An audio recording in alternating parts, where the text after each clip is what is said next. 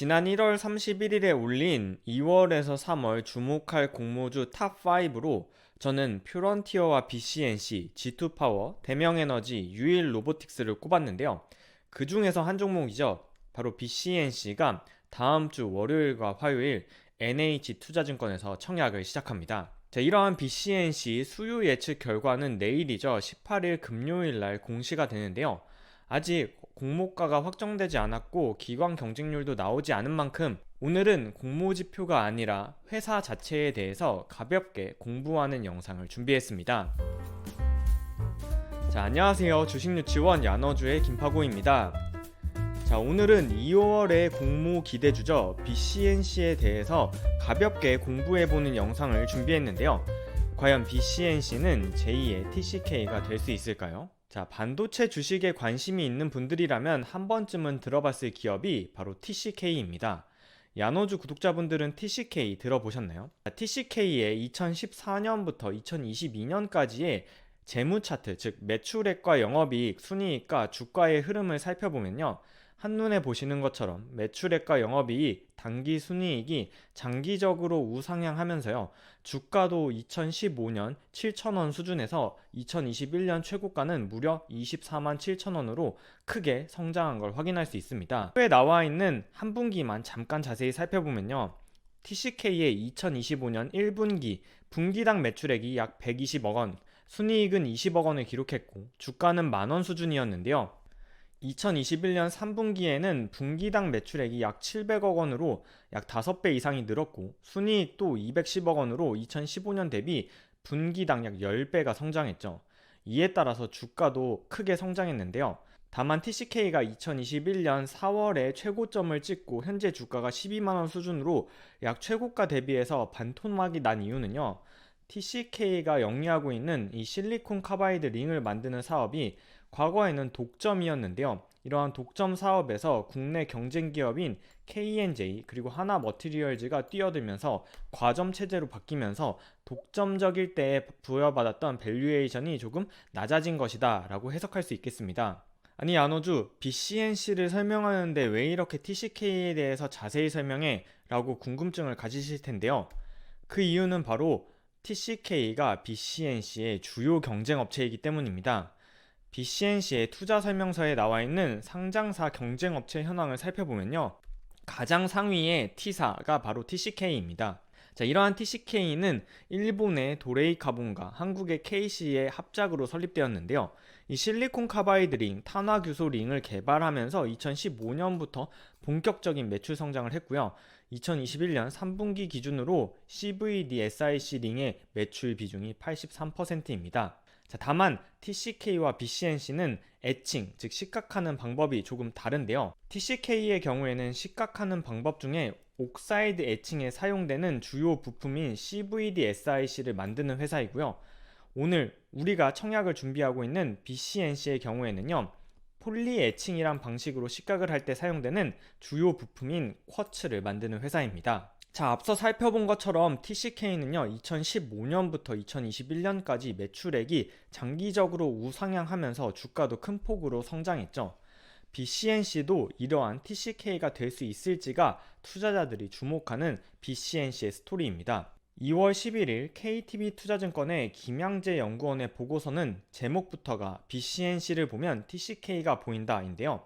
그 내용을 조금 더 깊게 살펴보면요. 과거에 옥사이드 에칭 공정 소재가 실리콘에서 실리콘 카바이드 탄화규소로 대체되면서 TCK가 고속 성장했고 이에 따라서 주가도 큰 폭으로 성장했는데요. BCNC가 만들고 있는 합성 쿼츠도 현재 폴리에칭 공정에서 사용되는 천연 쿼츠를 대체할 것으로 예상이 되면서요. 이러한 대체의 수혜를 BCNC가 받을 수 있지 않을까 하는 기대감이 있는 거죠. 자, 그래서 오늘 영상에서는요. BCNC가 만드는 합성 쿼츠가 도대체 뭐길래 이러한 얘기가 나오는지 회사의 제품에 대해서 조금 더 깊게 알아보는 영상입니다. 먼저 BCNC의 2020년과 2021년 3분기까지의 매출액을 살펴보면요. 2020년에는 합성 쿼츠 매출액이 320억 원, 전체 매출액은 470억 원이었는데요. 2021년 3분기 기준 재무제표를 연환산했을 경우에 2021년에는요, 예상되는 매출액이 전체는 620억 원, 합성 쿼츠는 약 450억 원을 달성할 것으로 예상이 됩니다. 2020년 대비해서는 30% 성장하는 수치인데요. 매출액 성장률이 30%라면 꽤나 높은 수치죠. 이러한 BCNC의 매출액을 제품별로 살펴보면 화면에 표시된 빨간색 QD9이 바로 합성 쿼츠인데요. 합성 쿼츠의 매출이 72%를 차지하고요. 천연 쿼츠의 매출이 12%를 차지합니다. 자, 합성 쿼츠와 천연 쿼츠 어떻게 생겼나 회사의 투자 설명서를 보니까요. 링이라고 생긴 걸 확인할 수 있죠. 자, 그러면 BCNC가 만드는 합성 쿼츠 링이 어디에 쓰일까요? 바로 반도체의 주요 8대 공정 중에서 식각 공정에 사용되는 핵심 부품이 합성 쿼츠 링입니다. 반도체를 만들기 위해서는 여러 가지 작업이 필요한데요. 그 중에서 중요한 공정을 8대 공정이라고 부릅니다. 이 중에서 우리는 이 식각 공정에 사용되는 부품을 만드는 게 BCNC가 하는 일인데요. 이 식각 공정이 뭐냐면 포토 공정을 통해서 회로가 새겨진 웨이퍼에 회로를 제외하고 불필요한 부분을 플라즈마 등을 이용해서 제거하여 반도체 회로 패턴을 만드는 공정입니다. 딱 봐도 불필요한 부분을 제거해서 반도체 회로 패턴을 만든다니까 꽤나 중요한 공정이겠죠. 자, 반도체를 만드는 과정은 크게 8대 공정으로도 구분이 되지만 전공정과 후공정으로도 구분이 되는데요. 자, 전공정이라 함은 반도체를 제작하는 공정이다 라고 이해하시면 좋겠습니다. 이러한 전공정은 산화막을 입히는 과정부터 노광공정, 식각공정, 증착공정, 이온 주입과 확산을 거치는데요. 이러한 과정이 반도체의 층을 쌓는 적층수만큼 반복이 됩니다. 이러한 전공정이 지속적으로 반복이 되면요. 식각 공정에서 사용되는 부품들이 지속적으로 소모가 되겠죠.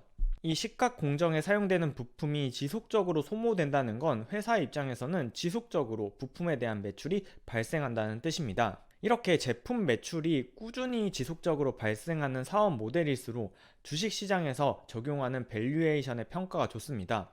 자, 예를 들어 볼게요. 반도체 소부장 들어보셨나요? 바로 소재, 부품, 장비 업체의 줄임말인데요.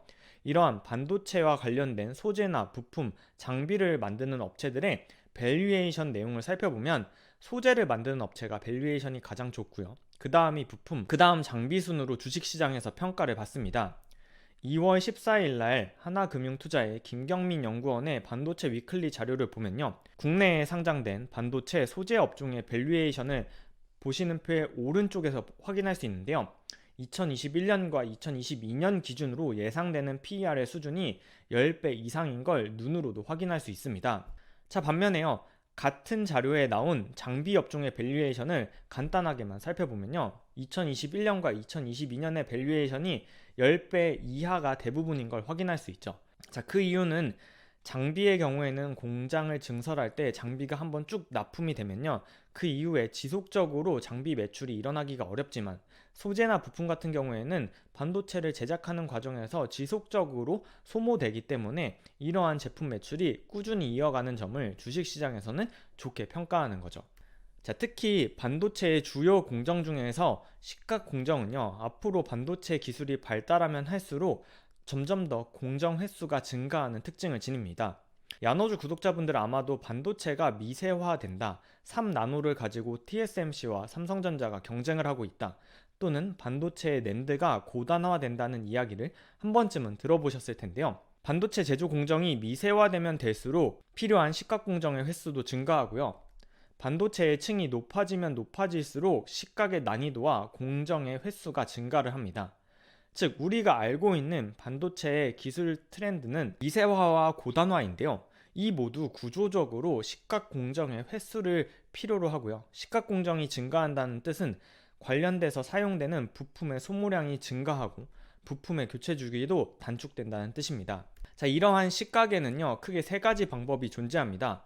폴리 에칭과 옥사이드 에칭, 그리고 메탈 에칭인데요. 자, 이 중에서 BCNC가 만드는 합성 쿼츠는요, 바로 식각의 세 가지 방법 중에서 점유율이 가장 높은 폴리 에칭에 사용되는 합성 쿼츠 부품입니다. 자, 회사의 IR 자료에 따르면요, BCNC가 만드는 합성 쿼츠 링은요, 전체 매출 비중의 50%, 반을 차지하네요.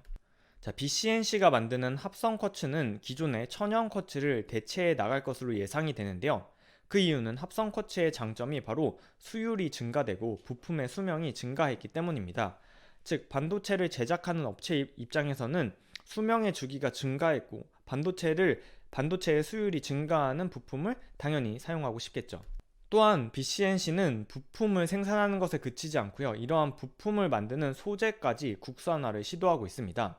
이를 통해서 반도체의 소재부터 부품까지 수직 계열화를 진행하고 있는데요. 회사의 주력 제품인 QD9, 즉 합성 쿼츠를 만드는 부품의 소재를 국산화함으로 인해서요, QD9 플러스를 개발 진행하고 있는데요. 이러한 소재 국산화가 완성이 돼서 양산까지 진행이 될 경우에는요, 재료비의 63%를 절감하는 효과를 누릴 수 있다고 회사는 밝혔습니다.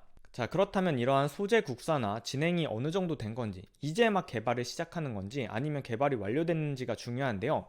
회사의 IR 자료에 따르면요, 이미 소재 검증은 2021년 1분기에 끝이 났고요. 2021년 12월에 공장이 이미 완공됐으며 올해 1분기 시험 가동이 예정되어 있고, 올해 2분기부터는 양산을 개시할 예정이라고 하니까요. 올해 2분기부터는 생산이 가능할 정도로 진행 상황이 꽤나 진척된 상황입니다. 자, 이러한 점에 맞춰서 회사의 향후 실적 전망을 살펴보면요, 회사는 2021년까지를 페이즈 1, 첫 번째 단계로 보고 있는데요. 2021년까지는 영업이익률이 약 15%대를 기록했고 3분기까지의 누적 매출액은 450억 원 수준이었습니다. 자, 2022년부터는요, 소재 부품 수직 계열화를 통해서 실적 성장이 가속화될 걸로 회사는 예상하고 있는데요. 이러한 2022년의 가이던스는 바로 뒤에 확인해 보도록 하겠습니다. 자, 그렇다면 반도체 애널리스트들은 BCNC를 어떻게 평가하고 있을까요? 2월 14일 날 나온 하나금융투자의 김경민 연구원 자료를 조금 깊게 살펴보도록 하겠습니다. 먼저 김경민 연구원은요, BCNC가 생산하는 포커스링이 반도체 식각 공정의 수율을 결정하는 고부가가치 품목이라는 점에 주목했고요. 뿐만 아니라 회사의 투자 포인트로 메모리 반도체뿐만 아니라 비메모리 고객사에도 제품을 공급하고 있고, 앞서 살펴본 것처럼 D램의 미세화, 낸드의 고단화, 그리고 비메모리의 미세화까지 식각 공정이 확대될수록 BCNC의 수혜가 예상된다는 투자 포인트를 내세웠고요. 두 번째로 합성 쿼츠의 소재 국산화를 통해서도 이러한 점이 긍정적으로 작용할 거라고 평가를 내렸습니다. 예상되는 시가총액은 공모가 상당 기준으로 1,420억 원인데요. 현재 3분기 기준으로 계산된 PER에는 19배에 해당하지만요, 2022년에는 순이익이 증가할 것으로 예상되면 PER 밸류에이션이 19배보다 낮아질 것으로 추정된다는 평가를 내렸습니다. 자, 두 번째, KTB 투자증권의 김양재 연구원은 어떤 평가를 내렸는지 살펴보면요, 인트로에 설명드린 것처럼 과거에 TCK가 실리콘 소재를 실리콘 카바이드로 대체하면서 고속 성장했던 것처럼 BCNC가 천연 쿼츠를 합성 쿼츠로 대체하면서 이러한 수혜를 받을 수 있을 거라고 기대를 했고요. 합성 쿼츠가 증설되는 2023년 이후에는 성장이 더욱 가속화될 수 있고, 합성 쿼츠의 소재 국산화가 수율이 안정화된다면 추가 실적 개선 여지가 있다는 점에서 저평가라고 평가를 내렸습니다.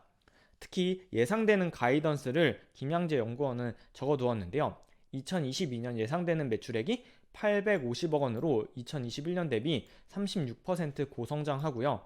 예상되는 영업이익 수준도 130억 원이라고 전망을 했습니다. 자, 오늘은 이렇게 BCNC가 만드는 합성 쿼츠 부품이 도대체 어떠한 점에서 중요한지 회사의 제품을 조금 더 깊게 공부해보는 영상이었는데요.